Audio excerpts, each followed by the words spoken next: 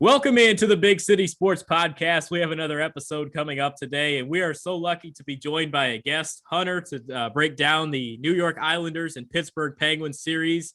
Obviously, joined by Slig as usual. So, Slig, you want to introduce Hunter for us real quick? Yeah, I will. Thanks for asking how I was doing, by the way. But no, I'm excited to talk some hockey playoffs here. We all love it. Hunter's a good friend of mine, a big Pittsburgh Penguins fan, so I'm excited to get his perspective on them here for this series. I'm sure we can agree on this for once that we prefer the Islanders lose, but he really knows his hockey. I'm excited to hear his opinion. Hunter Roush, thank you for coming on, man. Yeah, guys, thanks for having me on. It's been a while, and I love your podcast, so it's a good thing to finally be on it. Yeah, that's good. I'm excited to have you join us today. And we've seen this series so far. And you look at, obviously, the New York Islanders play this defensive structure under Barry Trotz, and they've gotten pretty far with that. Took game one in overtime against your beloved Penguins, and then they dropped game two. So it's a 1-1 split right now. I want to get your take on it first before we get Slig on the New York side. What do you see out of the Penguins so far in this series that you like and what you don't like? Well, the Penguins have always been a fast team. We got, guys like Kapanen, we got Crosby, of course. We have that big defensive presence with Letang, Dumoulin. We didn't have them at the beginning of the season, but we with full healthy lines. Besides Malkin, who's still out right now, we're looking good on the speed side, defensive side. Our only issue is what Jarry is going to do. You never know. This man, first game went in 4 goals on 41 shots. And, second game, I think we only had 30 shots, or they had 30 shots and, 1 goal. So he has some good games. He has some bad games. I mean, you really just got to hope for the best and hope, he shows up. Absolutely, man. I mean, I'll keep it on the Penguins side for another minute or two here. So we look at the series as a whole, actually. So the Penguins were a team that started a little bit slower. They had a ton of injuries, especially to the back end on defense. Yeah, and then they started to slowly get healthier, and they really, really had a great end to the season. Rallied to finish first in the division, have home ice advantage in this round of the playoffs here against the Islanders. Those first 2 games were in Pittsburgh, but it really is a match of contrasting styles to me. Like you mentioned, the Penguins have a ton of team speed, a lot of offensive skill, even without Evgeny Malkin in the lineup. And they're so relentless on the forecheck and pressuring the puck. And then you compare that to the Islanders, who, like Dylan said, are such a strong defensive team that really got off to a fast start this season. And then they really had a hard time scoring goals later in the year, and that resulted in them falling to 4th. And it's a really interesting comparison of 2 teams and what I expect to be a really hard-fought series. We also, I think, Hextall did a great job with us because we were missing a couple key guys, and picking up Jeff Carter there at the end of the trade deadline. He's really done it for the Penguins. 14 goals or 7 goals in 14 games, and now having 2 in the playoffs is just really helping that second line, especially with Malkin out. Once Malkin comes back in and takes his role as second, that's really, the Penguins are really going to be pushing it. We just have to get to that point.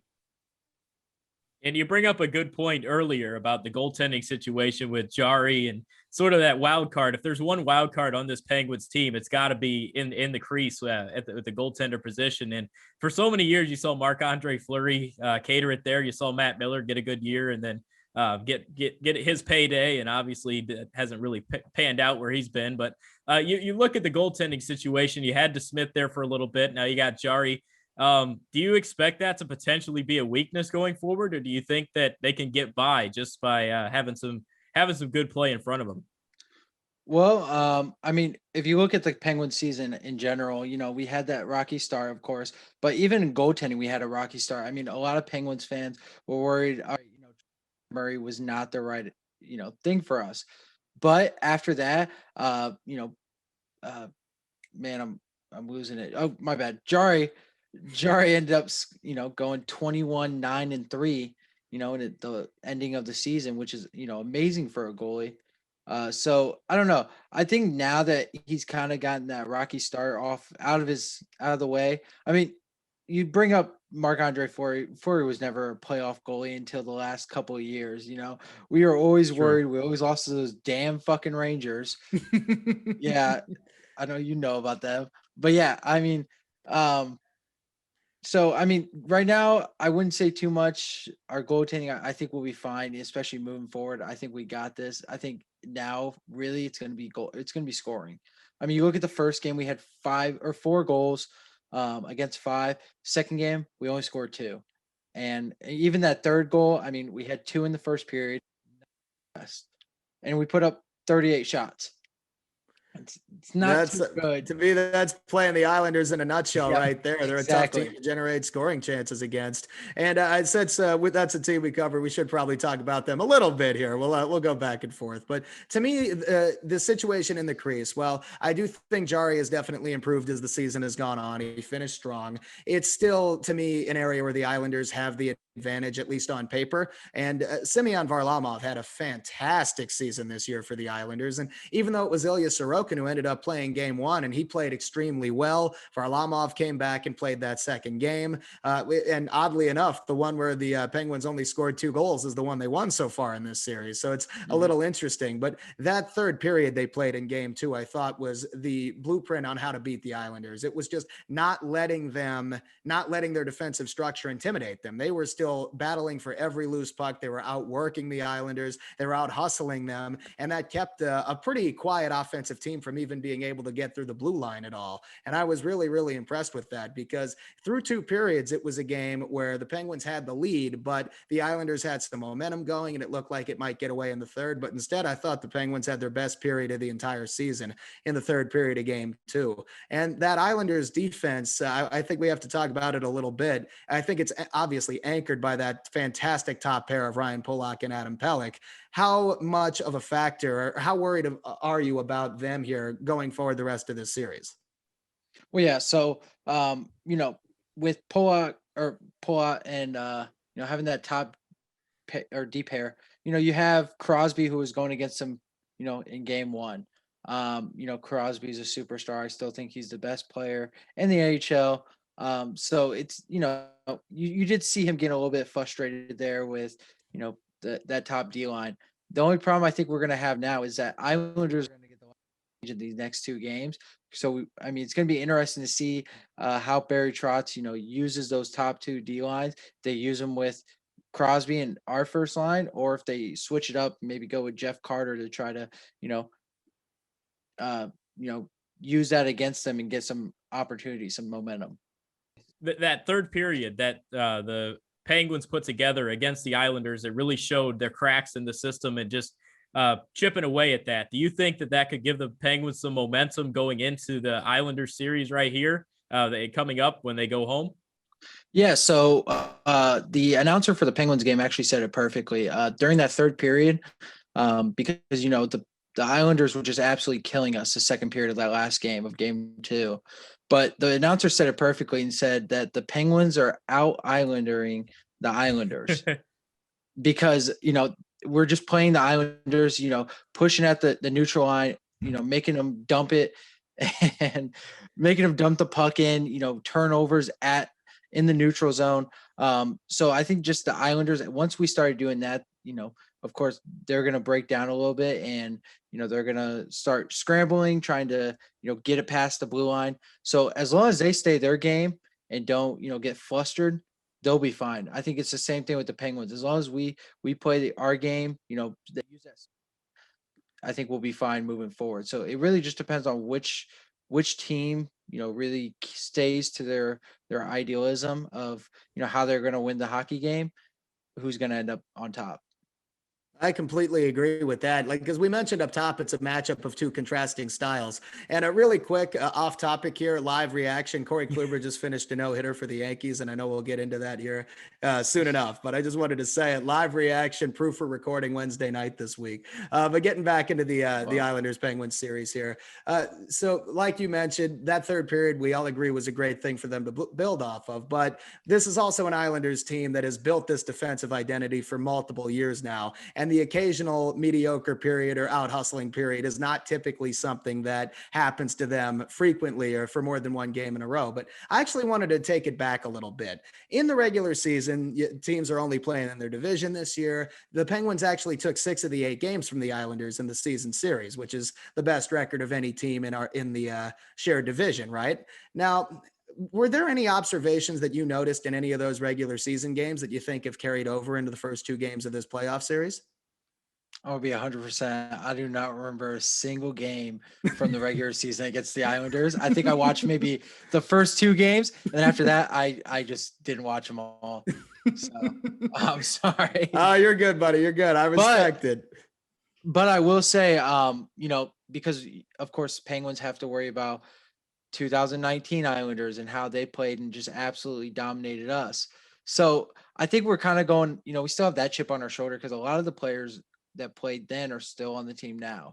So, we're playing with that chip on our shoulder. The announcers made it clear multiple times during that game 2, that, oh, this might be the 2019 Islanders again. Like, they brought it up multiple times about how we lost. So I think we're playing with that chip on. Islanders haven't changed too much in their play style since then. So, we're coming in with an idea of, all right, we lost to them once. Let's not do it again.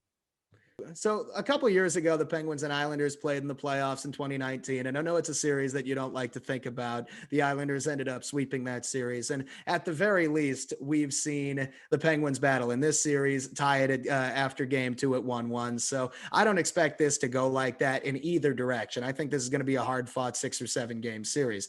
And we've talked about the Islanders defense being the strength of their team, and for good reason. That's absolutely their identity.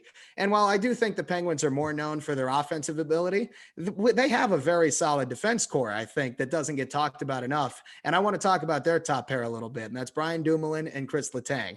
And Dumoulin in particular was outstanding, in my opinion, in game 2. And he wasn't even a guarantee to play because he blocked that shot in game 1 and was a game time decision.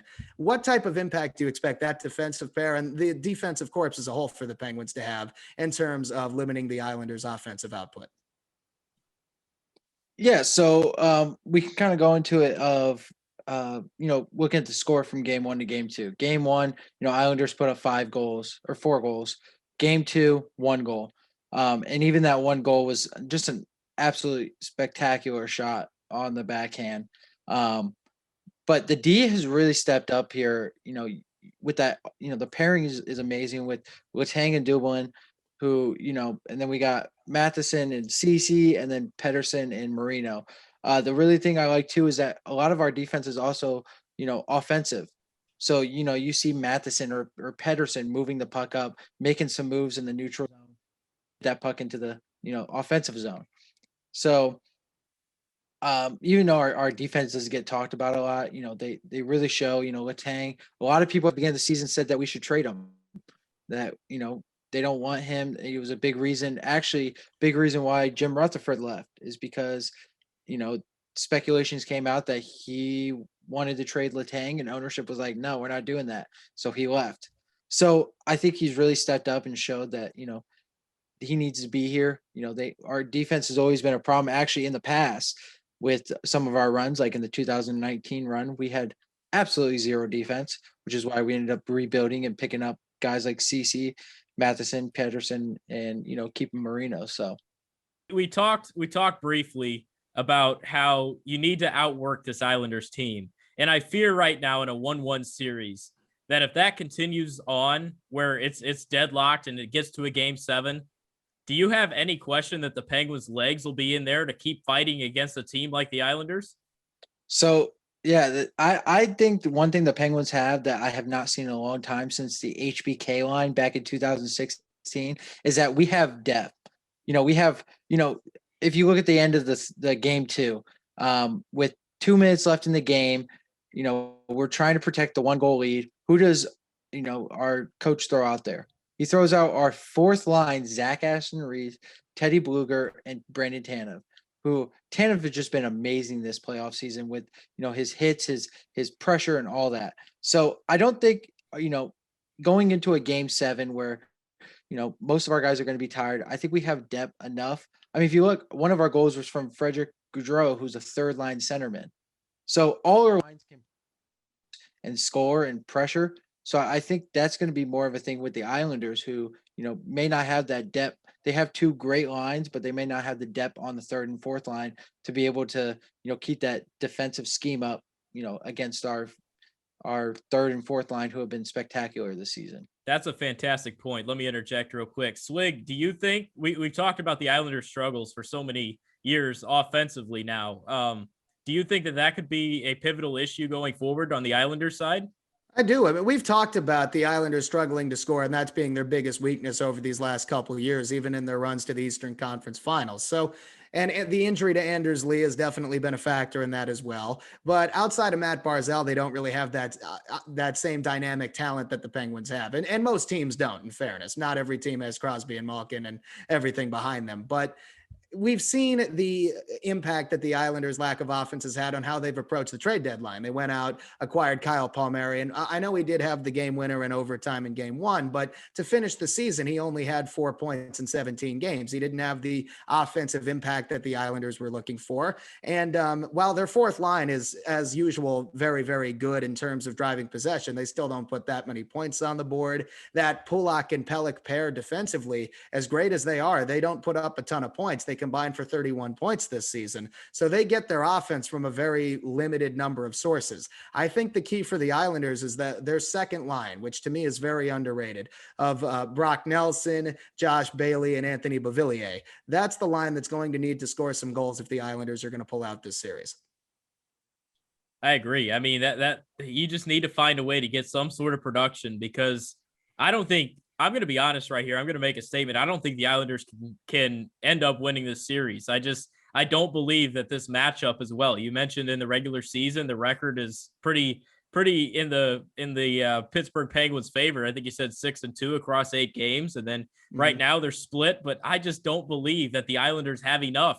I mean, they're in salary cap hell. We've talked about that for weeks now, for almost a year now, about how their salary cap has really kept them from doing what they want to do. So hopefully they can find a way to get that fixed. But right now, I don't see a scenario where they end up winning this series. I'm sure Hunter is happy to hear that. And I honestly, I hope you're right, because I hate the Penguins less too. But really quick, I wanted to ask one more question, flipping over to the Pittsburgh side of things really quick. We mentioned a lot of these important players behind Crosby. We know how good, for example, Jake Gensel and Brian Rust have been on his line. Hunter, I wanted to ask about one guy in particular that I think don't get enough credit, and that's Jared McCann. How important do you think he is in terms of secondary scoring for the Penguins? Well, I mean, I'm actually surprised about that, because I just don't think he's really done much for this playoffs, series. Yeah, in the regular season, he's been playing with Malkin and Kapanen. But I think somebody who actually doesn't get enough credit would be Kapanen. I mean, you look at it on game one, you guys took the lead with, 4 minutes and 20 seconds left, and he came in 30 seconds later and scored a, left bar, goes in. I mean, ties up the game with 3 minutes left in the third period, which you really don't expect. I mean, it was a great pickup for us, but I mean, at least if we're talking this playoff, I think he's been really the most underrated player out of them all. Kapanen had a really great regular season as well. I believe he had finished with 30 points in 40 games. And while he was a solid middle six player back in his days with Pittsburgh previously and with the Maple Leafs, we haven't really seen this level of consistent offense from him. And he's getting hot, having his best offensive year at the right time, heading into this playoffs after a shorter regular season. But it just goes to show, I mean, as great as the Penguins' top players have been for 15 years now, they always have some underrated guys in the top 6, middle 6 on their back end who don't get enough credit. I mean, I want to say really quick, Mike Matheson and Cody Ceci as a defensive pair, judging off their last couple of years before they came to Pittsburgh, should not work. And they've actually become a very competent third defensive pair. It's amazing to me that Penguins coaching staff doesn't get enough credit for it. But no, the goaltending we've mentioned with Jari, we've mentioned some of the secondary scoring. To me, it's just, as great as the Islanders are and as disciplined as they are defensively, Pittsburgh absolutely has more talent. Yeah, for sure. And sorry, I'm currently plugging in my computer right now because it's told me it is low. So we're doing that right now. But no, yeah, I mean, if you look at most playoff games, game one, you don't, you always, even though we did play them 8 games in the season. I mean, the last time the Penguins matched up was in March, which is, over 2 months ago. So, going game one, having a high scoring game, trying to figure out, you guys figured out real quick that, Jari's weakness is glove high. And, the Penguins fan kind of got worried and was like, oh shit, glove high is not good. But I think, after game one, you start realizing, all right, so this is what they're good at. Let's get back into it. So after game one, once game two hit and we played the way we did, I just see Penguins coming out on top. And that's not me being biased. It's just me, being a hockey guy, seeing how they're playing. We just have too much depth, which is what any playoff team needs. So we'll see how this goes, but it should be an interesting matchup for sure. Yeah, and looking forward, Swig and also Hunter, do you guys see any other series that have really caught your eyes, or something that you have to watch because you feel like it's just too good hockey to pass up on? For me, there have been 2 series so far. I mean, we mentioned it a few minutes ago, that Bruins Capitals series. All 3 games have gone to overtime so far. They've been really physical, hard fought games. And but for me, my personal favorite in the first round has been the Minnesota Wild and Vegas Golden Knights series. I've loved every second of that. And I'm not even trying to disrespect the incredible intensity we've seen in the Lightning Panthers series, and even some of the hockey in Nashville, Carolina, for example. But those 2 to me have stuck out. I've been watching a lot. I'm gonna be honest. That's the exact 2 teams I was about to say too. Because I mean, Forey putting up 40 saves in 2 games. I mean, just absolutely. I mean, some of his saves he's made have been just incredible. And the Wild have come out, fighting. One team that you were not expecting. I mean, I think according to ESPN, many people had them losing in 5 games. 4 games swept. So just seeing them come out game one, even though they did lose. They've been absolutely phenomenal. And the Boston Capitals game, I mean, you got 2 greats, 2 powerhouses going at it. It's been incredible. I'm excited for the Maple Leafs Canadiens series that we haven't seen start yet, because the Canadian division has taken a little while to get their seasons or their postseason started a little bit. But I'm excited to watch that series. I think it's going to be a good one, because the Maple Leafs, there's some people that are pegging them to win the cup, and I mean, they never do it. They always get to this time of year and then they fall flat on their face. But I think that series is going to be phenomenal. Oh, it should be fun. 2 original 6 teams, huge rivalry. Leafs, like you said, they haven't won in the first round since 2004, but they have no excuse not to this year. I mean, they have a fantastic team. The Montreal is not having a great season overall. It's just, it can really quick that the Canadian regular season ended today. Yeah. When a couple of the series are 3 games in, and that Winnipeg Edmonton series, the other Canadian one, game 1 just started about 30 minutes ago while we were recording. It's just kind of a really weird NHL playoff schedule, but I have been watching these teams who have played each other 8 times each throughout the year, more in the Canadian division, and then they're playing each other in the first 2 rounds of the playoffs. I think that's what's leading to all this really physical, really close hockey, because these teams know each other so well. I think that would be a good thing to watch forward to once we get out of our division. The teams start playing, guys they haven't seen in a year and a half. It's going to be great physical hockey.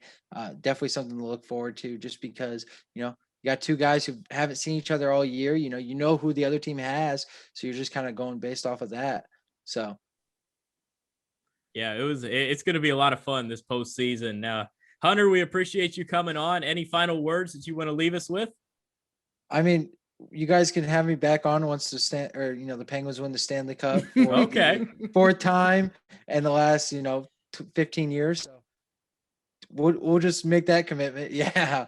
Hey, I mean, at least the Rangers. I know the PGA Tour is coming on, so you could probably watch the Rangers. I did play 9 holes earlier. I'm like the Rangers in spirit. I definitely get what you're. I got it. I knew that joke was coming.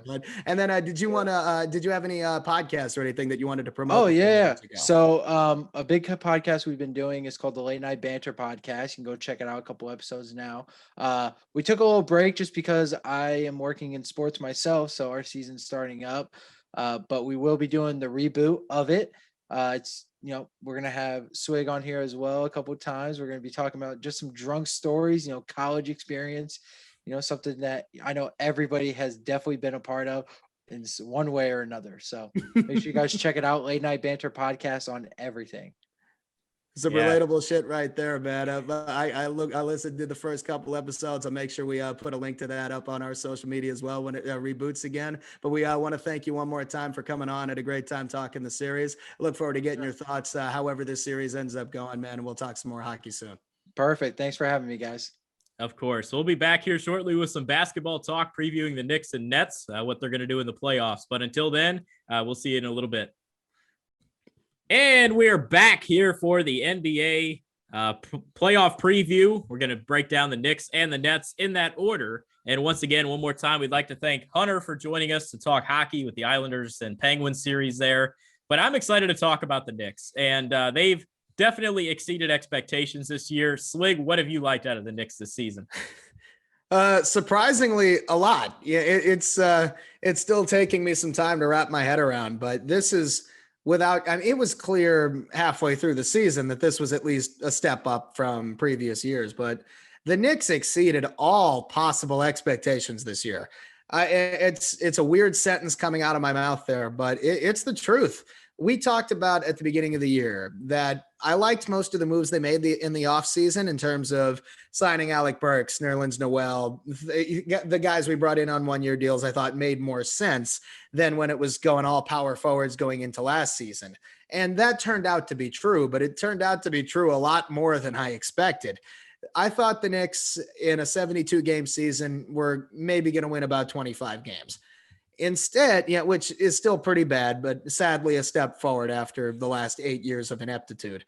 Instead, they shocked the NBA world. They won 41 fucking games this year in a shortened season. That would have been enough to go 500 in an 82-game season, but they said, screw that, locked up a winning season a few weeks before.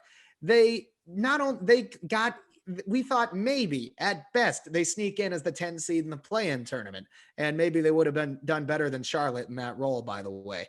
But no, they clinch a playoff spot and avoid the play-in tournament altogether, guaranteeing themselves a full series.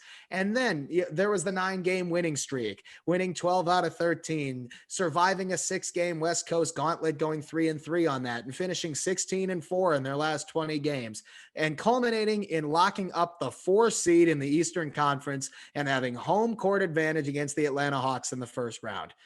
They have surpassed every imaginable expectation this year. And while we still need to remember that realistically, the furthest the Knicks will go is beating the Hawks in the first round, and they'll lose most likely to Philadelphia in round 2. That is still a fantastic year and a huge step in the right direction. And it's, for once, been really, really fun to watch. I don't think you could have written a better script for a Knicks season this year. I mean, I remember the preview episode we had with Anthony. We went down in depth. That was actually one of our best views for an episode we've had in a while. I think we had about 100 on that, all told, at least on the YouTube itself. But anyway, we're not here to crunch numbers. We're here to give you facts. And that's that the Knicks are playing great basketball. And I mean, they've had a great season this year. A huge, huge year out of Julius Randle has really put them atop the list. But I think one thing that goes unnoticed is that trade for Derrick Rose that they made early on in the season, where they're like, all right, we need to bring someone in that gives us more offensively at the point guard position, at the guard position. And I think that was a huge move that kind of goes under the radar with the Knicks season this year. Let me say this. Unless you're a casual, it sure as hell didn't go unnoticed by Knicks fans. Now, when the trade was originally made, I wasn't huge on it. I was definitely on the fence because I was worried mostly about how would it impact Emmanuel Quickley's playing time. And thankfully, it ended up taking Austin Rivers playing time instead. Nothing personal there. It's just considering Quickley's a rookie who had a good start to the season, a good season overall. Wanted to make sure he was on the court, and he still was. A lot of 2-guard lineups. And then, especially here at the end of the season, the one negative on the Knicks right now is Elfrid Payton, who bafflingly still is starting games and handing the opponents a free 8-point cushion at the beginning of the first and third quarters. And you see, it's a night and day difference when Derrick Rose comes on the court in his place. The Knicks immediately go on a run every time. Better on both ends of the court, the continuity on offense. Derrick Rose is efficiency on offense. Now, we all know his ability to get to the basket and the free throw line, but he can shoot now. He can shoot now.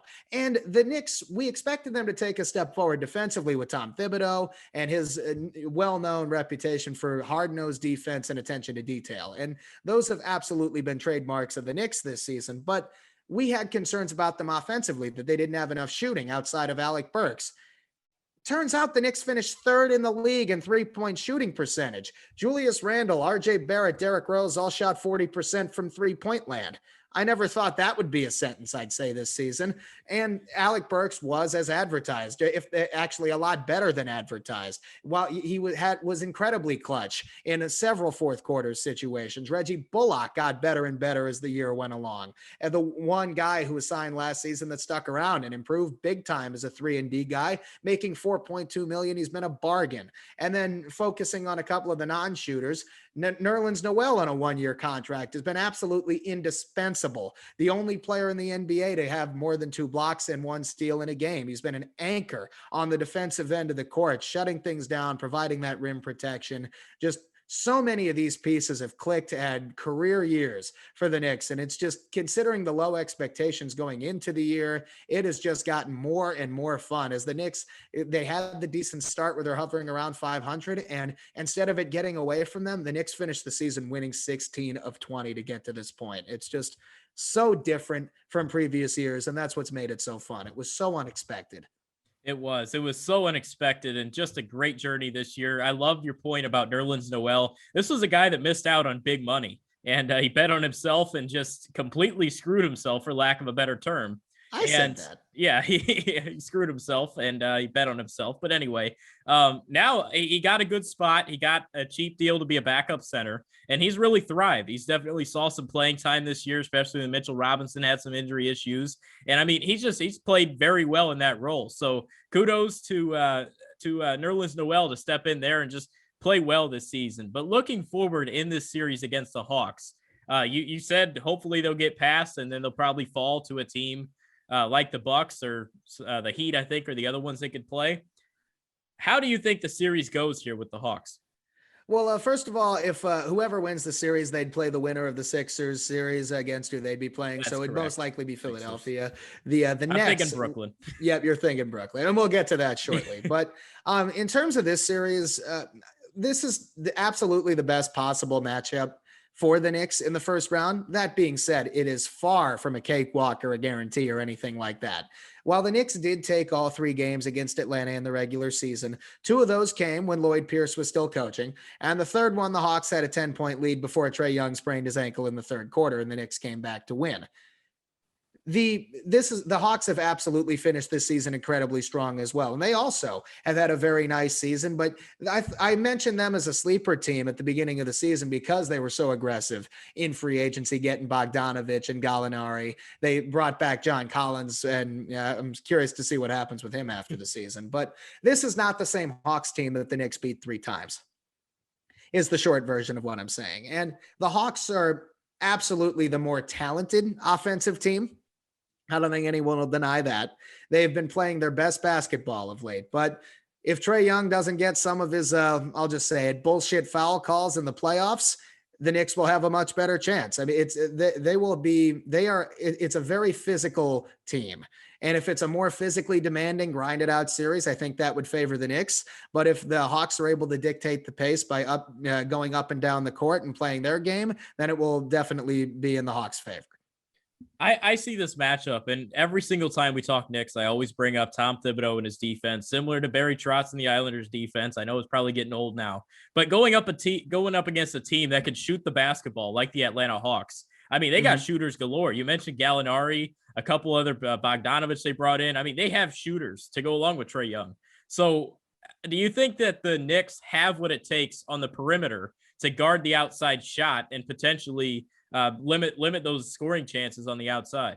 They absolutely have the ability to. And let's not forget Lou Williams and Kevin Herter. I mean, this is absolutely a Hawks team with offensive firepower, and they can absolutely beat the Knicks in this series. They're more than capable of it. So I don't want to make it seem like saying this is the best possible matchup for the Knicks means I'm guaranteeing we win the series. That's absolutely not what I'm saying. It's just a better matchup for the Knicks than Miami would have been, or obviously Philadelphia or Brooklyn or Milwaukee in the first round would have been, is what I'm getting at.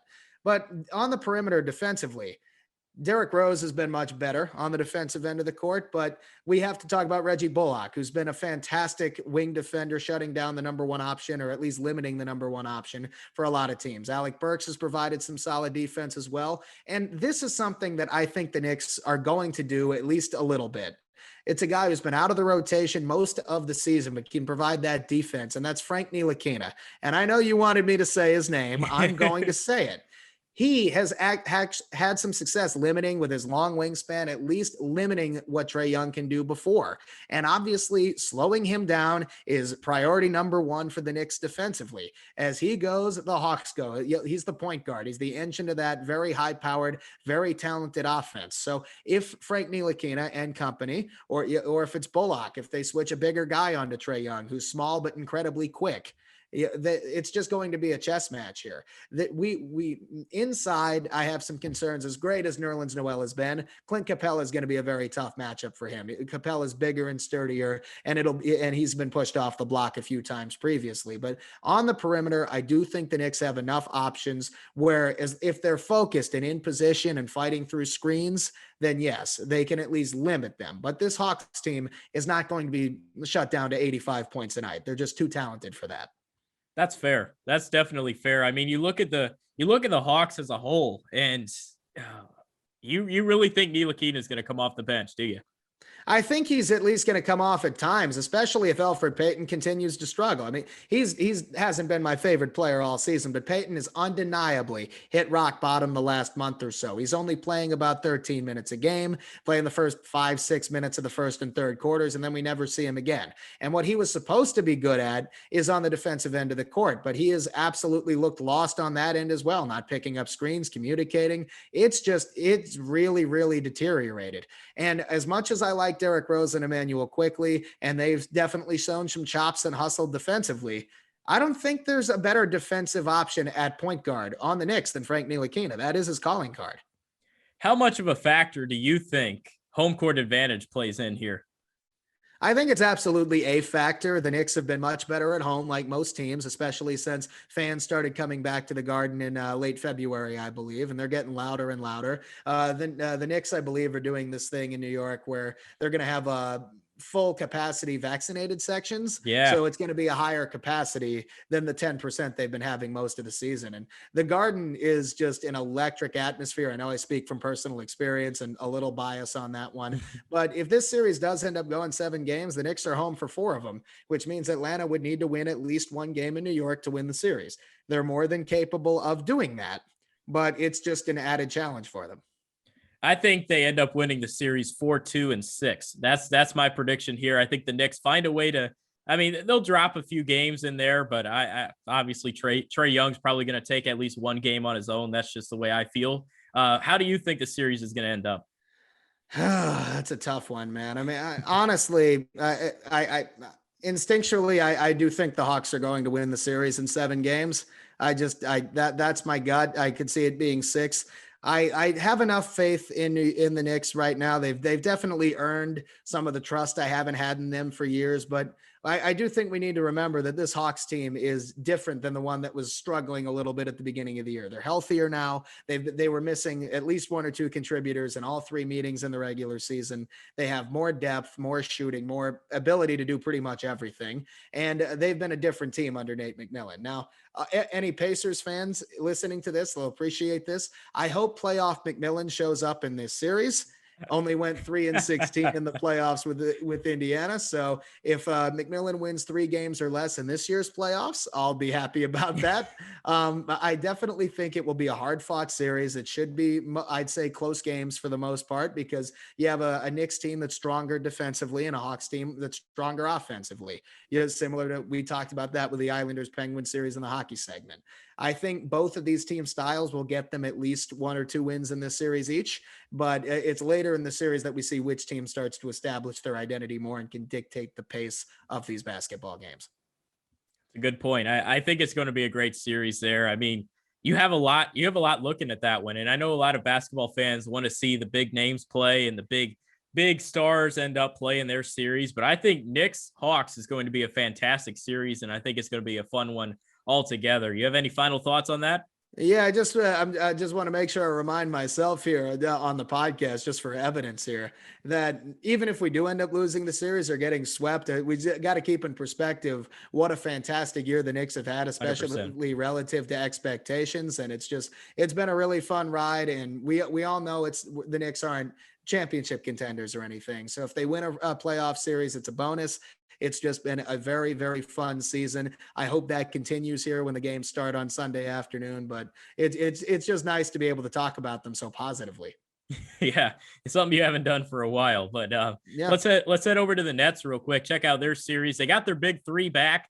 They're taking on Boston. Obviously, Boston won the play-in game against Washington. I think it was either last night, the night before, whatever it was. They ended up beating Washington. So Washington ends up playing Indiana in their series over there, but Brooklyn's going to be taking on Boston. And what do you see in that one? I see a series that the Nets should absolutely win in 5 or 6 games at the very most. And we talk about the Knicks temper expectations a little bit and just appreciate what they've done. The Nets are not in that position. They have a championship or bust mentality here. They absolutely need to get to the Eastern Conference Finals at the very least, considering they are going all in here. They're trying to win a championship. They ended up finishing, I believe, 1 game behind Philadelphia for the 1 seed. But this is a team that went all in. They had Irving and Durant going in. We knew that. They made the big trade for James Harden midseason. Harden, who missed a lot of time, just came back for the last game or 2 of the regular season. Big Three's only played 8 games together, but Brooklyn has not had any trouble scoring points all season. The question, of course, is going to be on the defensive end of the court, where they have had some struggles. They have lost a couple of winnable games late because they haven't been able to get a big stop. And while I don't anticipate it being an issue against the Celtics in the first round, especially with Jaylen Brown out for the rest of the season in the midst of a career year, it is absolutely something to watch out for in a potential second round series against Milwaukee or the Heat, or if they get as far as playing most likely the 76ers in the Eastern Conference Finals. I mean, it would be an enormous challenge. This Nets team is legit. I mean, they are just legit. They got ballers up and down this roster. And I remember when they ended up making that move for James Harden, and I think we talked about it pretty extensively here on the show. We thought that could be a potential culture destroyer, that you bring the 3 in. How are they going to gel together? I think they've gelled nicely. I don't think they've been on the court enough to show exactly how much they can all play together. But now here in the playoffs is when you can really do it. If they really want to take on this street ball rec league, put the players together, see what they can do for a month, this is what they can do. And I think they have a great roster. They have a players coach right there. And I just think that there's a lot of good things that could happen with this Nets team. And I think they're the favorite to win the NBA championship. Yeah, at the very least, I think they're the favorite if they're healthy to win the Eastern Conference. And no disrespect intended to a fantastic 76ers team this year. I think if they do end up playing in the Eastern Conference Finals, that series goes 7 games one way or the other, and it should be great basketball. But if you're Steve Nash, by the way, a first-time coach, you got to most other first-time coaches would be jealous of the talent that you got to get to coach here in year 1, right? Yeah, some of these guys that he played with at the end of his career. But the Nets have a strong supporting cast as well. Joe Harris in particular has had a fantastic year, and we know what Landry Shamet is capable of when he's on his game. Nick Claxton has become a reliable contributor. We've seen moments from obviously Jeff Green, who's started plenty of games, and we know what DeAndre Jordan's experience can bring. It's a roster that has a lot of depth to it. Guys like Bruce Brown and Gioza and even Alize Johnson at the end of the season, we're seeing them provide very solid minutes for the Nets. And and we didn't even mention Blake Griffin yet, who came over midseason. So I knew I was forgetting somebody obvious. There's a lot of star power, but also a lot of supporting the supporting cast who's really filling their roles extremely well. And without question, these teams are going to be keying on the Nets' big three. The supporting cast, if there's ever a game where one or two of the big three are having off nights, that they're going to need to step up. And there has been nothing this season that has made me think that they're not capable of doing that. Yeah, I mean, this team is they're serious. They're going to be a legit contender down the stretch. And I think we can kind of brush back Boston. I don't think there's a chance they lose to Boston. Let's look ahead. Who is one team in the Eastern Conference? If you're the Brooklyn Nets, you're like, I don't want to play them. Well, if it's on the way to a potential series against Philadelphia, I think it has to be the Milwaukee Bucks. We saw those two games near the end of the regular season. Now, yes, the Nets were not at full strength for those games, but Milwaukee was able to beat them 2 games in a row. I believe it was a home-and-home series. And we know that they're going to be hungry after the Bucks themselves were upset in, I believe, the second round of the playoffs last year in that Miami series. And they have to get by Miami in a rematch first. And I'm not saying that's going to happen, but considering some of the struggles Brooklyn had with Milwaukee in the regular season, that's a team I'm sure they'd be happy to avoid. And they had some struggles with the 76ers as well. The 76ers were able to clinch the 1 seed in part because of their success against the Nets. And that home court advantage that they would not have in a Philadelphia series is something to keep an eye out for. Yeah, I mean, I don't believe in the 76ers. I never do. I mean, I mentioned earlier on here about the Maple Leafs and how they are in hockey. I mean, people are picking them to win the Stanley Cup. People are picking the 76ers to win the NBA championship. But the thing is both of these teams, whenever they get to the postseason, always fall flat on their face. So that's why I think Brooklyn, I mean, Phoenix in the West, I don't really believe. I think they've had a pretty good season, but I mean, Chris Paul, they're still fairly young there. I'm a little bit scared of how they can handle adversity if they get into some of that. The Lakers, they're in a play-in tournament right now. They're not even a guarantee to make it. Golden State, I mean, you can't really count out Steph Curry, but once again, they got a long road ahead. And then even the Utah Jazz, I mean, they've been there before, but they always find a way to lose. So I think this is the first time that we've really seen potential uncertainty in an NBA playoffs in a very long time, because obviously you would assume LeBron's team ends up making it there, whoever he's playing for. But this time it's like, hey, it's a toss up. We don't even know who's going to be there. Well, and that's the play-in tournament has absolutely added a level of intrigue to that. And in the Western Conference, by the way, as we record this, the Warriors have a 15-point lead at halftime over the Lakers. So it's just something to keep in mind there for Phoenix, or if Utah ends up playing one of these teams, which is very possible. There's always, you kind of hit it on the head, where there's always at least 1 or 2 teams in the NBA where you're like, okay, they could be the team that gets by the favorite. And then it usually just doesn't happen. And I'll believe it happens when I see it. I think that's fair. But I do think that the 76ers have a better excuse for not getting to the NBA finals than the Leafs do in hockey, just because the Nets are a loaded super team in their own conference. And, but I definitely understand the comparison you're making there. Both of those teams in the East, it's championship or bust. I know that the Lakers are vulnerable right now. So whoever comes out of the West, it might not be the Lakers. It really might not. They don't seem to be the same right now. Again, I'm not going to believe LeBron's eliminated in a playoff series until I see it with my own 2 eyes. They could easily come back and win this play-in game and end up playing Phoenix by the time this episode drops. I'm just saying it's weird to see them with their backs against the wall like this. I don't see any scenario where Brooklyn or Philadelphia, we'll focus on the Nets. I don't see any scenario where the Nets have their backs against the wall like this until at least the Eastern Conference Finals. I think with everyone healthy, they are way too loaded offensively, and they will get enough on defense. But they do need to watch out for a team like Milwaukee in the second round round if they get that far. I agree. I don't think Boston should provide much of an issue if the Nets stay healthy.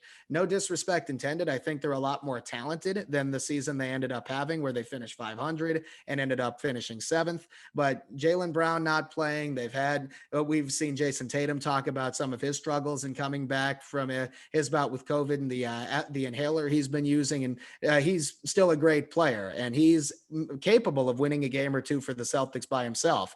But we've seen some of the issues they've had. Kemba Walker's missed a lot of time. Marcus Smart's missed a lot of time. There's a lot of rumors this is Brad Stevens last season with the Celtics. This could absolutely snowball away from them if they lose the first 2 games in Brooklyn. Wow.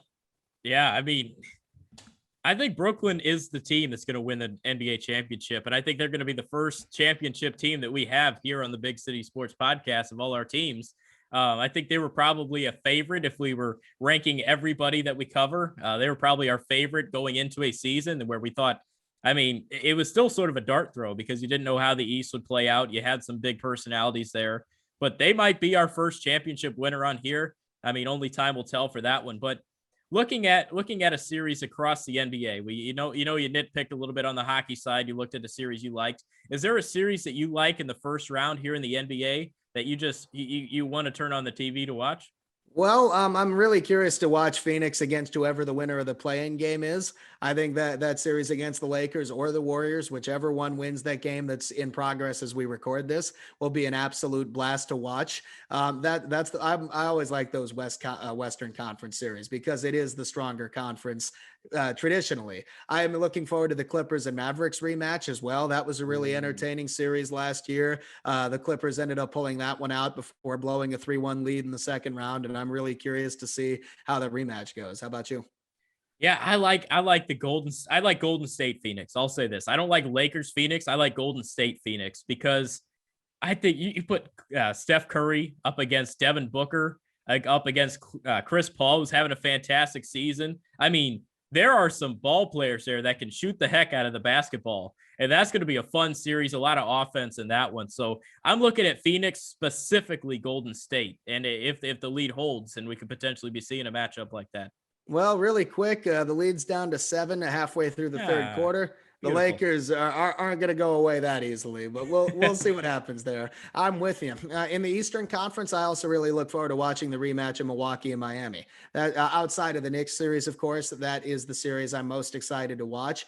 Miami really surprised everyone last year by beating Milwaukee, I believe, in 5 games. They were heavy underdogs. They ended up making the run all the way to the NBA Finals, pushed the Lakers to Game 6. I mean, Eric Spoelstra is such an underrated coach, and the Heat always are capable of overachieving. So I think that'll be a really entertaining series in the first round. Now, before we wrap up here, I want to ask you, who is your NHL champion? Who is your NBA championship NBA champion right now? NHL, I'm going with the Colorado Avalanche. I think they have the best team. Although whichever team comes out of their division, that Vegas, Minnesota winner, whichever one of them ends up playing Colorado, I think it'll be Colorado who beats the Blues. I cannot wait for that second round series. That is going to be fucking epic. But on the NBA side, damn, that's a good question because I'm not that convinced about any one team yet. I want to see them get through the playoffs a little bit. The Lakers, for example, have had LeBron James just came back, and they're just starting to hopefully gel as a team right before the playoffs. The Nets are doing the same thing with Harden coming back.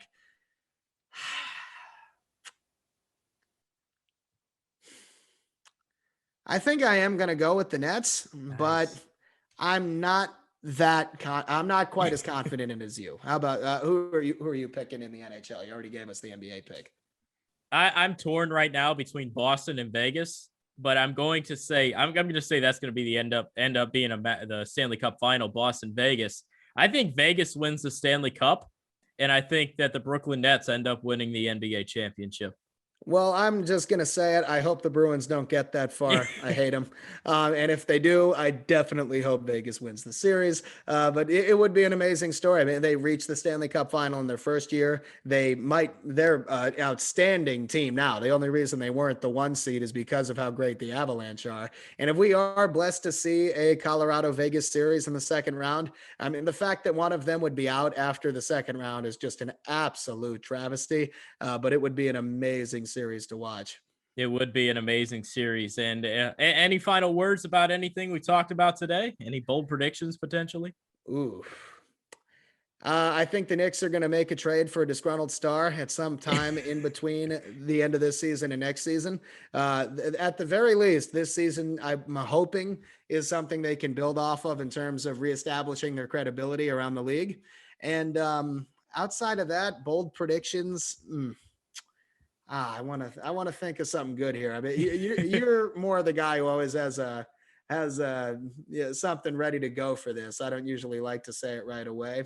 I'm gonna say one of the top 2 seeds in the Western Conference in the NBA lose in the first round. Ooh, Don't that. hold me to which one, just one of them. Just one of them. I like that. Yeah.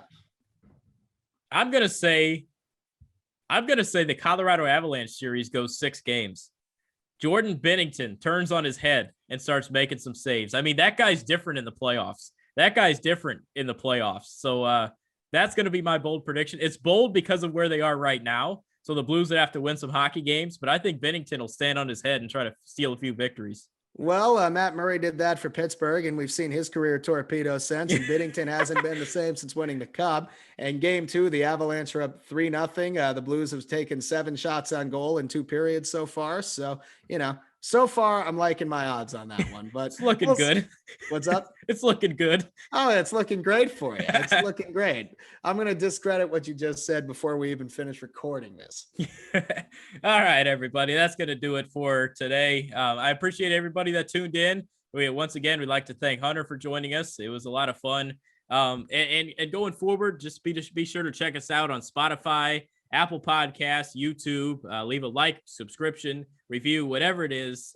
Make sure you head on over there. Check us out on Twitter, Big City Sports PD, over on Instagram, Big City Sports Pod. And we'll continue to keep pushing content. Comes out every single Thursday at noon, so be sure to be ready for that. Turn your notifications on if you want to get a little head start on what you want to see. But other than that, for Swig, I'm Dylan Kearns. We will see you next time.